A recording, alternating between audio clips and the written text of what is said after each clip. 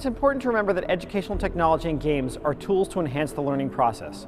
However, they are not meant to entirely replace real-life contexts and interactions between students and educators. That is why it's important to identify your goals and develop a strong framework for your educational game design. You need to ask yourself, how will this work in an everyday classroom? How will this support curricula already in place? Does this require a whole new curriculum? Let's talk to Konstantin Mitgush. In addition to his work as a game design consultant and coach, he's also the founder of Playful Solutions, a company that offers state-of-the-art game-based prototyping tools to help organizations address internal challenges and design their own workplace solutions. He talked to us about the qualities a game designer should be looking for to ensure that a game has coherence in real-life educational contexts.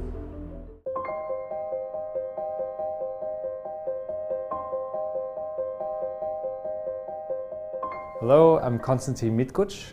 I'm an affiliated researcher at the MIT Game Lab, and I'm a consultant in Vienna, Austria, for a company called Playful Solutions. And in the past, I've been working on a framework. It's called Serious Game Design Assessment Framework. And the idea of that framework was we were looking into serious games, and we discussed them a lot with students and colleagues. And there was this notion that people just say most of the serious games out there are bad. And I realized I was interested in using serious games for research, and we were searching for best practice games. And in the discussions, it got very clear that people have very opinionated impressions about serious games. They would say, this game is excellent, and when you ask them why, you would hear a pretty random answer because I like the topic or I like the designer. But we realized the discussion about them are very hard to nail down on the criteria we're talking about. So in this framework, I was also working with Nada Alvarado. She's a conceptual artist and was a student at the lab. And her approach was also very interesting because she said, you know, let's look at the core structure of these games. Like, let's look if the structure, the game design idea is coherent, and if the message or whatever that game wants to convey, the purpose of the game makes sense or not, based on the design. And that was, of course, quite an interesting task for us.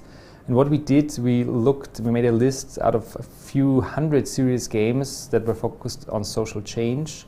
And we looked at them and tried to understand how can we create a framework that on one hand references the design of the game, the narrative, the fiction in it, the target group, different aspects, and see, does that fit the purpose of the game? Does this make sense?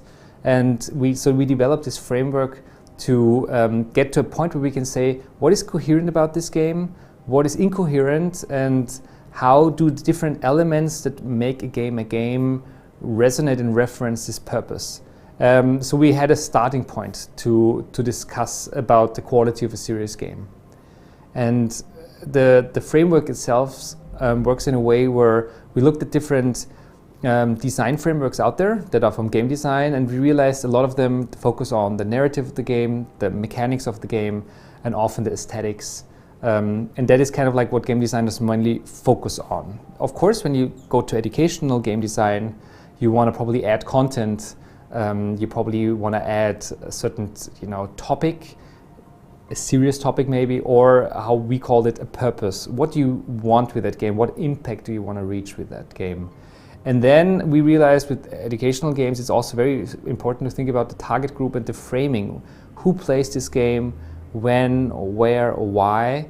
And on top of that, we realized that interaction is an interesting aspect too. How are the players interacting with each other, or with the technology, or with the game? Why is that interaction of importance? And what you do with the framework, in the beginning, you just look at the game, you play it, and then you go through each of the elements. You look, what is the narrative, what is the aesthetic, what are the mechanics, what are you actually doing in the game? And you look at all these different elements, first in a very objective way. You don't judge the game, you just look at these, and then you put them together. So how is the purpose of the game? If you find it out, that's one interesting thing we found. A lot of serious games never say what the purpose even is. We believe in serious games, when you design one, you should know what the purpose is, and you should take it very serious, and it should be channeled in all elements. So this part, when you think about how is the purpose fitting to the content, how is the purpose fitting to the narrative, and you go through all these elements and see, is it coherent? Does it make sense? And often you find, no, it's not coherent. Maybe sometimes the mechanics say something different than what you really wanted to do with that game. And on top of that, you look how do the different elements fit to each other. And what happened with that framework was that we were suddenly able to say, oh, okay, this game has a very interesting narrative, very interesting mechanics, but the core problem with this is here we have an incoherence with a purpose, which means how can it work? How can you convey a message if you have an incoherence in your purpose? And for us, it meant then it's hard for us to use the game as a research tool because, why would I measure the impact of a game if it's designed in a way where it cannot have an impact because it's too open or incoherent. And that said, I would say the benefit of that model is you can analyze games, you can talk about games, you will see people have different perspectives on them, and then you can have an open discussion. And then on top of that, you can also think about a way to maybe redesign it, say what would we have to change in this game to make it coherent. Maybe we have to change the target group. Maybe we have to change the content or whatever. What it doesn't do, it's interesting. There are some coherent games that are still not interesting.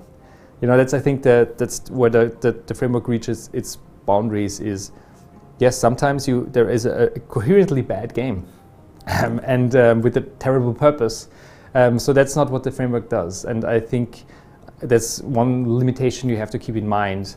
We also use the framework to design games, to think about what are the elements we would have to think of. And I think it is useful to make a coherent model that then is used to design a game. And my experience is it's really useful. However, again, that doesn't make yet a playful experience interesting or engaging. That's a different form of game design that would go on top of that. But I think it's a good core structure to start with. And yes, and I think another good part is you can use it with people with no game design experience to think about games. And it gives you a chance to play really bad games and find it enjoyable to analyze them without just saying, oh, they are terrible and just, using prejudgments why you think this is not well designed.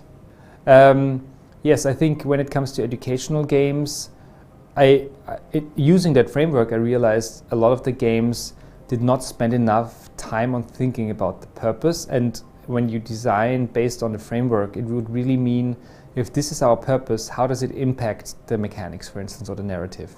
And that means I think we have reached a time in educational game design where we have to go beyond just gamifying serious content, and or saying, like a big problem is often when people talk about serious games and you make a game about world peace, everybody's like, oh, it's a game about world peace, it's so beautiful, and nobody will tell you it's a terrible game because it's such a nice cause and it's maybe for non-profit and stuff like that. But I think we reach a time where it doesn't get us anywhere because we need to make educational games purposeful, coherent, engaging, and having and focusing on the impact that they should have. And the moment we are not able to have a critical discourse about those games, we lose quality. And when we lose quality, our target group doesn't trust or is interested in the products we design. And I think there are more and more games coming out that have not only interesting content, but also coherent design in terms of the purpose and in terms of the target group and the impact. But we're not, they're just popping up. We've reached a time where more and more of these games are coming, and where I think people have to be stopped when they think, oh, we have such a good educational content and now we need a little game about that. I think it's not the right approach. I think sometimes a book is better than a game, or sometimes teaching a class is better than a game if you didn't realize for yourself what the purpose of this game is. So I think the framework, the main part of this framework is that you start with a purpose, and it's not an easy discussion. And I often, when I work with the framework, work with companies that have to realize in the first 2 hours that they actually have no purpose to really make a game. They just think it's a trend.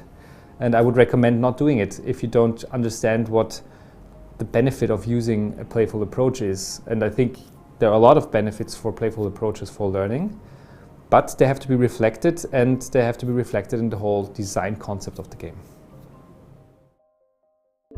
Thank you for participating in Unit 1 of our course. Next week, in Unit 2, we're going to look at a few perspectives on how games can mean something or provide someone with an illuminating experience. We will also provide some frameworks that we use when thinking about educational games. We'll explore what makes them interesting, challenging, and connected deeply to learning. See you then!